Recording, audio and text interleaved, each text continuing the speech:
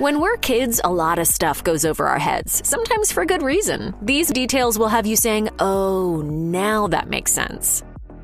In the Flintstones' fictional Stone Age world, there isn't much in the way of modern appliances or conveniences, but the show does a great and humorous job of making the world as modern as possible with the limited technology available.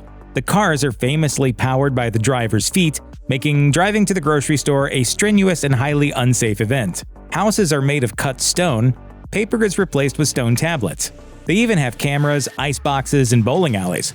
The world is a technological dream to our ancestors with the sharpened rocks and rudimentary fire-making skills that define the Paleolithic period. But how exactly does Hanna-Barbera's prehistoric world manage to produce the equivalent of modern-day technology? Exploitation. Pick any episode and you'll see it. Animal exploitation is one of the major themes of the show from start to finish. For example, in the episode Ladies' Night at the Lodge, a dinosaur under the sink is used as a garbage disposal, while the trunk of a mammoth is run through the wall as a faucet. A trope within the show portrays these animals complaining about their unfair treatment. Not only are they exploited, but they're intelligent enough to know it. A dark reality is one where you strive to better your life but can't gain an inch. Unfortunately, it happens to real people all the time. They work in the same factory their entire life instead of climbing the corporate ladder, the American dream. The Flintstones world doesn't differ from ours in that respect. That's not to say that Fred Flintstone didn't try to rise in stature. He had dreams and aspirations. The modern Stone Age man didn't want to spend the rest of his life digging gravel for Mr. Slate. In the episode Flintstone or Prinstone, Fred admits to having a bleak future devoid of advancement, so he goes to college. His high school education was minimal because he'd spent all of his time focusing on football, so college was his second chance. But of course, Fred ended up in the same boat once at Princeton University, just drafted back onto the football team. The episode dips into dark satire of the working world when Mr. Slate offers Fred what he thinks is a promotion. He'd been to college now, after all. Mr. Slate quickly shoots down that silly notion, though, explaining that it had taken Fred 12 years just to get the hang of his job. No, Mr. Slate just wants Fred to play on his company football team. Down once again with Fred's dreams, down straight to the gravel pits. Season 6 of The Flintstones was struggling for a revival, and decided a new character might be just the thing to spruce up things for viewers. To achieve this, the series brought in a little green alien by the name of the Great Gazoo, along with new laughs. Gazoo was a funny guy. He was tiny. He showed up out of nowhere and had the power to do almost anything, it seemed. What's better? Only Fred and Barney could see him. It makes them look crazy, and everyone laughs. But Gazoo wasn't exactly a good guy. He explains to Barney and Fred, after crash landing in front of them in the episode The Great Gazoo, that he's been sent to Stone Age Earth as a form of punishment. His future world of Zetox cast him out for creating a doomsday device that would destroy the entire universe. Cruel and unusual punishment, that's what it is. So, what do Fred and Barney do? They don't report him to the authorities, no. They hang out with the little green sociopath. The two of them are either harboring a genocidal fugitive or having a shared schizophrenic episode. Either way, it's dark. Fred and Wilma Flintstone have the type of marriage that needs some serious counseling, and it's been that way the whole time. Episode 1 starts some years after their wedding, but the trouble had apparently been going on since their honeymoon. Wilma and Betty are looking through an old Flintstone photo album in the episode The Gambler, and they particularly focus on wedding and honeymoon images. Fred graces the photos with his grinning presence, while Wilma clearly looks unhappy in each. Not one smile from the new bride. Why? Well, Fred is selfish and manipulative. The marriage also has its fair share of distrust, as highlighted when the ladies sneak into the Water Buffalo Lodge to see what their husbands are up to in Ladies' Night at the Lodge. Wilma's distrust is valid, though, since Fred is constantly checking out other women. In the episode Flintstone or Prinstone, Fred rattles off the dimensions of some old classmate he's mentally checking out. Fred's personality has a lot to do with their problems. As Wilma says to Fred in Little Bam Bam, "You're jealous, thoughtless, loudmouthed, overbearing, quick-tempered, possessive, but not a heel." At least Fred admits he doesn't deserve her right afterward. He doesn't. Poor Wilma. This theme isn't only dark, it's relatively sad. Plenty of would-be parents out there understand the pain that Barney and Betty went through for the first few seasons of the Flintstones. They tried to have a baby of their own, but their little cartoon bodies weren't cut out for it. Their childbearing fate was in the hands of the Flintstones gods, William Hanna and Joseph Barbera. So while the gods were deciding their future in the writing room, the rebels would spend their time moping about their biological inabilities or playing with pebbles once she was introduced to the show in The Blessed Event. Hanna-Barbera, though, were merciful gods, and the rebels wouldn't have to suffer forever. Only for the first 3 seasons. In Season 4, specifically the episode titled Little Bam Bam, Betty and Barney's prayers would be answered after the couple implored their creators to grant them the slightest mercy in a last-ditch effort. They wished upon a falling star. Apparently, that's what it takes to sway Hanna-Barbera. Later in that episode, Little Bam Bam was left on the doorstep, and the rebels started their arduous journey through parenthood. Suicide is one of the darkest concepts to periodically poke its head into children's cartoons over the years. The Flintstones had its own take on it, and it's pretty messed up. After Bam Bam shows up on Betty and Barney's doorstep, the world is a brighter place. For a moment. But there's a whole bunch of bureaucracy in adopting a child, both in the real world and the Flintstones world. While waiting to hear back about Bam Bam's adoptions, someone else is awarded custody. Barney has taken all he can. Luckily, Bam Bam's new parents find out they're going to have a baby of their own, so they don't need to adopt Bam Bam. Cool, kind of. Bam Bam is now a rebel, but Barney is nowhere in sight. That's because he's on a bridge, holding a boulder, saying his last goodbyes before he jumps to his death. Fred saves him at the last second, and the children watching are only mildly scarred for the rest of their lives. Fred Flintstone has a lot of not-so-great qualities. He's angry, aggressive, manipulative, and he has a gambling problem. He doesn't lose a few quarters in the slot machine or drop $20 on a hand of poker either.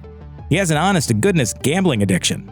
Unfortunately, they didn't have addiction programs back in the Hanna-Barbera Stone Age, but they did have psychiatrists, and Fred received treatment from one for this exact problem. There's an episode of Season 2 devoted to Fred's gambling problem called The Gambler, when the paperboy comes over for a game of marbles and decides it would be fun to put a little money on the line. When Fred hears the word bet, his eyes get wide, and his head might as well pop off as he says the word bet over and over like it's some sort of mental tic. Wilma ends up telling Betty about the time Fred gambled away everything they had and how they couldn't afford food when he was on a gambling kick. Wilma had to force Fred to seek psychological help, but she had to make a bet with him to do it.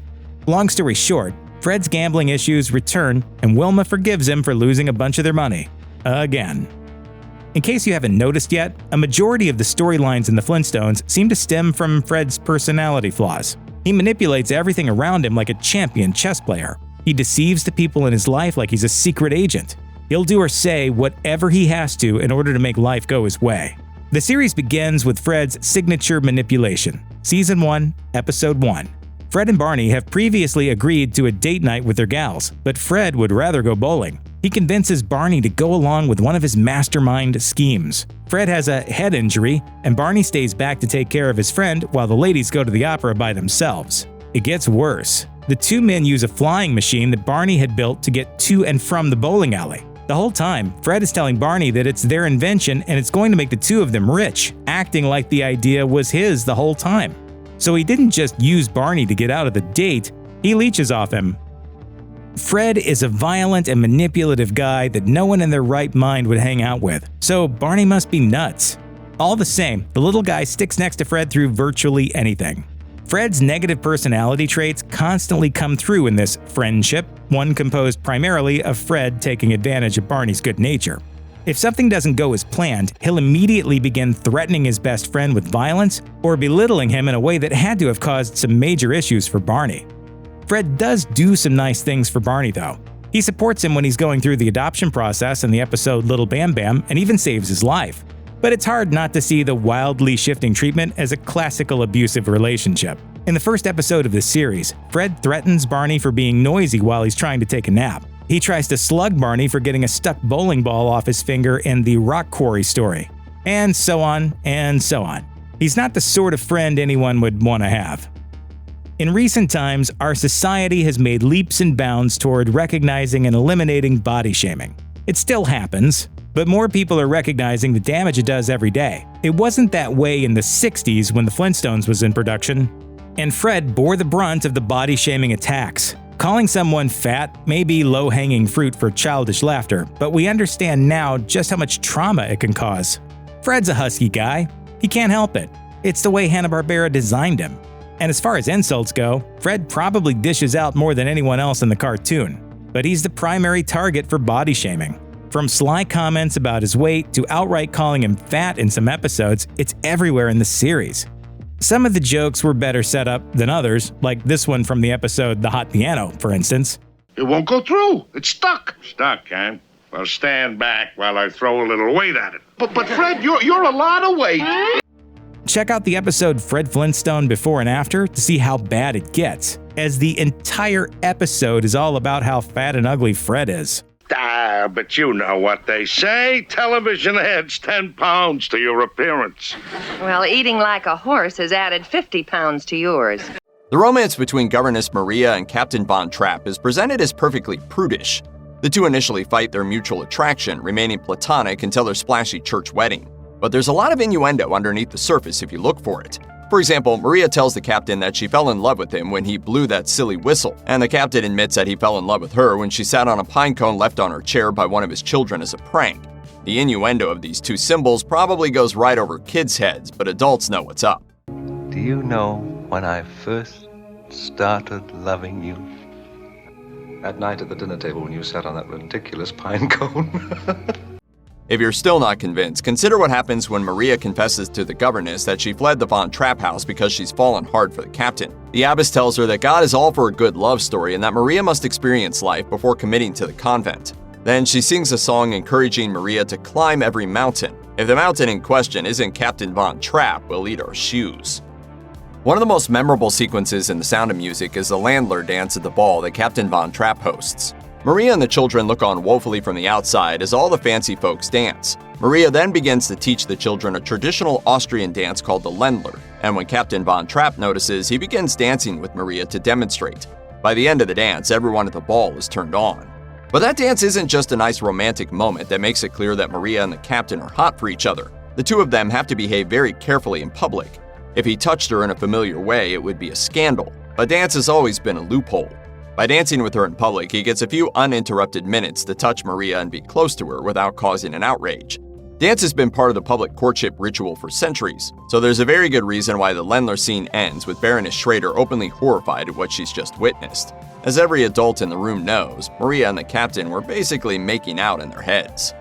The Sound of Music is generally clear on a couple of things. The Nazis are the bad guys and the Nazis are no good. There's no real wiggle room here, and that's clear even when you're a kid. But when you watch the movie as an adult, you realize that it still kind of downplays how evil the Nazis actually were. Captain Von Trapp seems to dislike them because they want to force him to serve in their navy and go to Berlin, not because they committed genocide and were determined to invade most of Europe. You could argue that The Sound of Music is set before the world was generally aware that the Nazis were about to launch one of the greatest genocides of all time. But even from that perspective, the depiction of Captain Von Trapp's conflict with them still doesn't hold water. Austria hadn't existed as a separate country for very long at that point, and someone like Captain Von Trapp would have been more likely to want Austria to become part of Germany. Thus, as historian Peter Levine has argued, the filmmakers contrived an Austrian character who was anti-Nazi without once mentioning any of the things that made the Nazis evil. Despite very much having the hots for the captain, Maria is interpreted by some viewers as subliminally homosexual. From the very beginning, she's an outsider who's troubled and uncertain about herself, which is something that many LGBTQ individuals can readily identify with. She's also styled in a subtly butch manner with a short, boyish haircut, and in the beginning of the film, she's dressed in an androgynous way that symbolizes her conflict between becoming a nun and becoming a wife. It's easy to take this one step further and imagine that she's trying to decide if she's straight or not so straight. As noted by historian Stacey Ellen Wolfe in her book A Problem Like Maria, it's unsurprisingly common for queer women to have a crush on Julie Andrews in The Sound of Music at an age when they're just starting to figure out their own orientation. They see Maria as a symbol of freedom because she spends most of the first half of the movie rejecting the traditional roles that she's asked to play. She won't be the chaste and obedient perfect nun, nor will she be Captain Von Trapp's idea of the perfect governess, thus symbolically rejecting traditional gender roles. She seeks joy in her life despite the disapproval of others, so it's no wonder that she's a queer touchstone. When you're a kid, the doomed romance between Rolf and Liesel is probably one of the most boring parts of The Sound of Music, but you nevertheless know that Rolf becomes a bad guy in the end, turning on Liesel just when she needs him to be her friend. With older eyes, you probably start booing every time Rolf shows up on screen because he's objectively a jerk from the very beginning. Our introduction to Rolf includes an exchange of dialogue that makes it clear that he's already a part of the Hitler Youth and cheering on the Nazis from afar. I trust everything is under control? Yes. Good. Are there any developments? Perhaps. and he just gets worse and worse over the course of the film. He's manipulative and abusive toward Liesl, refusing to communicate with her and then acting like she's the crazy one. He also calls her a baby during the performance of I'm 16 going on 17, which is kind of sexist. Simply put, just about everything he does is the behavior of an abuser. If you don't pay close attention, you might make the mistake of thinking Baroness Schrader is a villain. After all, we know that Captain Von Trapp and Maria are destined to be together even if we're unaware of the true story behind the film. We're primed to hate the Baroness just because she's Maria's rival. Furthermore, she engages in a series of superficially villainous acts, like scheming to send the children off to boarding school and telling Maria that the captain is falling in love with her because she knows that will make Maria leave immediately. But in reality, none of these things are particularly evil. The children behave terribly towards the Baroness because they prefer Maria, so believing that they might need some discipline isn't unjustified. And while her motivation behind telling Maria about the captain's feelings is clearly selfish, she doesn't lie, nor does she force Maria to do anything. And when it becomes painfully clear that she's lost the captain to Maria, she's the only one in this love triangle to behave with class. She makes it easy for the captain to break up with her, and she makes no effort to take revenge on Maria or stop their marriage by spreading rumors. She's all class. Auf Wiedersehen, darling. The original Broadway musical version of The Sound of Music was first staged in 1959, so it's not surprising that the gender roles in the film aren't exactly progressive. But even for the time period standards, they're actually kind of shockingly bad. For example, the film presents an extremely unrealistic ideal for women. The teenage Liesl is presented as a total innocent, completely ignorant of all aspects of men and romance. And this is clearly a good thing as far as the film is concerned. The I'm 16 going on 17 scene is intended to be funny because even though Rolf isn't much older or more experienced than Liesl, the song's lyrics still support the idea that the best way for a young girl to be is totally unprepared to face a world of men. Later on, Maria advises Liesl that when a woman marries a man, she belongs to him like a piece of property. Since this is coming from a cheerful Julie Andrews, it comes across as the most obvious truth in the world. And in the film's universe, the only way that Maria calms down and finds happiness is when she lands a husband, which is not exactly encouraging. So many things I think I should know, but I don't. I really don't. How can you? One thing that kids and adults can surely agree on about The Sound of Music is that Uncle Max is delightful. He's that fun family friend you adore as a kid and like to drink with as an adult. But when you grow up, you realize that he's also the darkest part of the film. Because while it's not explicit, there's plenty of reasons to believe that Max is both Jewish and gay, which is cause for concern when the Nazis arrive. According to historian Peter Levine, Max is presented as, quote, the money-grubbing urbanite, which is a notoriously prejudicial Jewish stereotype. The film was released in 1965 and aimed at families, so it's not surprising that the filmmakers chose to keep things light, but it's hard to miss the darker undertones with older eyes. After spending most of the film looking out for himself, Max finally becomes selfless and helps the Von Trapps escape. But unlike the real person the character is based on, he stays behind. That means that a Jewish gay man who has just broken several laws is about to be arrested by members of the Nazi Party. Heil Hitler. Or, Heil Hitler. The Sound of Music is based on the real Maria Von Trapp's memoir, The Story of the Trapp Family Singers. But just because it's based on a real story doesn't mean it can be used to teach real history. The list of historical inaccuracies is very long, even if you just restrict it to the Von Trapp family's personal history. For one thing, the ages and names of the children were changed, as the eldest Von Trapp child was fully grown and a practicing physician when the family fled Austria, while 3 kids were simply omitted altogether. Furthermore, Maria and the captain got married nearly 10 years before they fled, and most notably, the reason the family became touring singers was because they had gone broke during the Great Depression and needed to make some money. And the film gets plenty of other history wrong beyond the Von Trapps. For example, Edelweiss isn't a traditional Austrian folk song. Instead, it was written by Richard Rodgers and Oscar Hammerstein for the musical. And the family didn't climb the Alps into Switzerland. For one thing, crossing the Alps would have brought them into Germany, where they definitely did not want to be. In reality, they didn't do any hiking at all, as they took a train to Italy. When you're a kid, the costumes in The Sound of Music probably come across as pretty hokey. But when you grow up, you just might realize that they perfectly indicate the status of each character. For example, Maria's clothes track her development. Initially, she's wearing the cast-off clothing given to her by the Abbey that are drab, boxy, and similar to what the children wear. But when she and the captain finally admit their feelings to each other, she's wearing a much more feminine gown that flows and shimmers. Her wedding dress is a fairly obvious symbol of transition. But what's really notable is the sophisticated outfit she wears after her honeymoon, symbolizing her ascension as both an adult and the woman of the house. Meanwhile, the captain starts off wearing military-style clothes that underscore his rigid, bitter life, and his children are dressed in drapes, marking them as just something else rattling around his house. By the end, he's dressed very similarly to his children, signifying his return to his family. The story of Pinocchio is kid-friendly enough. Geppetto is a kindly toy maker who carves a wooden boy named Pinocchio with the wish that he become a real boy. His wish is partially granted when a blue fairy arrives and gives the wooden figure life, promising to turn him into a human if he proves himself worthy enough. However, Pinocchio and his friend Jiminy Cricket are soon whisked away by the conniving Honest John and Gideon, who send him to Pleasure Island for a so-called vacation. Upon arrival, Pinocchio and other hoodlum boys engage in all sorts of underage debauchery. From child human trafficking to underage drinking to the transformation of young boys into anthropomorphic donkeys against their will, there's a lot wrong with this narrative that young audiences must have surely missed upon their first viewing. While the film doesn't exactly glamorize these behaviors either, the whimsical animation style makes Pinocchio's kidnapping and the events of Pleasure Island look much sillier than they would be in actuality. This problem is partially remedied in the recent live-action remake, which amplifies things like the donkey transformation to a whole new level of grotesque. That's just the trouble with the world today. Dumbo is a sweet young elephant whose major flaw is his overly big ears, making him the clumsiest performer in the traveling circus he and his mother are a part of. In turn, his mother is extremely protective of him and does whatever she can to fend off assailants who pick on her son. However, while trying to protect Dumbo, she gets into trouble with the circus's ringmaster, who locks her in a cage. This leaves Dumbo to fend for himself. Luckily, with the help of a friendly mouse and a murder of rowdy crows, he's able to find his true gift and become the star of the circus. In many ways, Dumbo is one of Disney's most heartwarming stories, and for good reason. Its animation and memorable songs combine to deliver a sweet story about finding your inner strength. But remember those crows? Watching that scene where they help Dumbo to fly now, it's obvious that they were incredibly insensitive depictions of Southern Black people.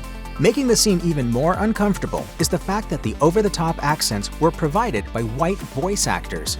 Luckily, the crows' appearances are mostly confined to one sequence. Still, while the film can be seen on Disney+, it does come with a disclaimer about their inclusion. After King Stephen and his queen proudly welcome their daughter, Princess Aurora, into the world, they arrange for her to marry a young prince from another land when she's grown. While in her cradle, Aurora is visited by 4 fairies. 3 of them kindly bless her with magical gifts, while the 4th curses her so that at the age of 16, she will prick her finger on a spinning wheel and cease to live. Luckily, the 3 good fairies manage to alter the curse so that she won't die, but instead fall into a deep sleep from which she can only be awakened by the kiss of her true love. Of course, in true fairy tale fashion, all of these events come to pass as prophesied. Prince Philip slays the villainous Maleficent in dragon form and arrives to kiss Princess Aurora to awaken her and live happily ever after. While the narrative is supposed to be romantic, hindsight shows that a man kissing a sleeping woman is anything but romantic. What's worse is that Aurora was betrothed to Philip when she was a baby and has had absolutely no say in her fate thus far. Disney at least tried to lighten up on the troublesome aspects by having the 2 meet and fall for each other before that meddlesome kiss.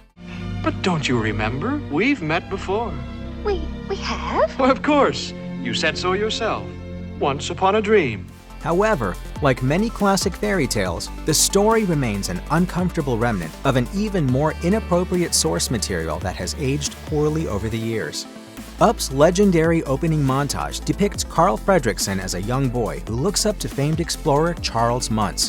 One day, he meets the adventurous Ellie, and the 2 embark on a love story that puts even Shakespeare to shame. Over the course of decades, Carl and Ellie get married, move into a house that they fix up together, and while away the hours watching the passing clouds.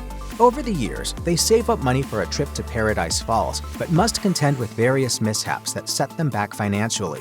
By the time Carl decides to surprise Ellie with tickets for their dream vacation, Ellie is already suffering too heavily from illness to embark on the trip. Ellie's untimely passing is obviously heartbreaking, but there's another tragic little detail that many of us probably didn't notice when we were young. The happy couple suffers a miscarriage while trying to build the perfect family life together. This revelation is given to us in only one shot, that of Carl consoling a crying Ellie in the doctor's office. Since this moment has no dialogue, kids would likely miss this tragic detail, but it's one that many parents would instantly understand. While this heartbreaking circumstance packs an emotional punch that makes the film relatable for viewers of all ages, director Peter Docter told Yahoo that even Up's filmmakers were hesitant to include such a heavy scene in a kid's movie.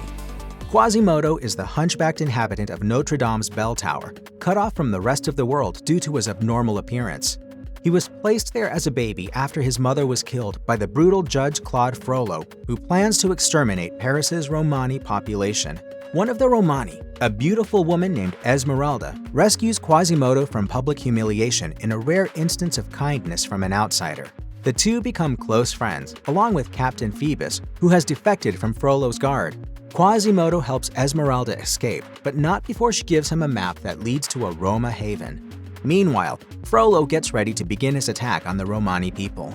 As if this G-rated film wasn't mature enough, there's a scene in the film where Frollo sings a song about how his lust for Esmeralda conflicts with his duty and his religion, putting his soul at risk of eternal damnation. The song is accompanied by some appropriately grim imagery, including towering flames and a congregation of faceless, shadowy robed figures. The film's co-director, Kirk Wise, told the New York Times that while there was some trepidation among filmmakers around exploring Frollo's sexual fascination with Esmeralda, it was too important to exclude. He explained, "We knew that was going to be a really delicate topic, but we also knew we had to tell that story because it's key to the central love rectangle." Inspired by Aladdin and the Magic Lamp from 1001 Nights, Aladdin tells the story of the eponymous dashing vagabond as he's manipulated by the power-hungry Jafar into retrieving a mystical lamp for him from the Cave of Wonders. However, Aladdin ends up keeping the lamp for himself, releasing a genie who promises to grant him several wishes. 3 wishes to be exact. And ixnay on the wishing for more wishes. Aladdin uses his first wish to become a prince in an attempt to win the heart of Princess Jasmine, but Jafar is determined to become sultan and will stop at nothing to steal back the lamp and marry Jasmine himself. In many ways, Aladdin was a spiritual successor to the classic Disney animation films of the 1940s and 50s, and even though this film came out in 1992, it was still marked by some controversial elements like its predecessors.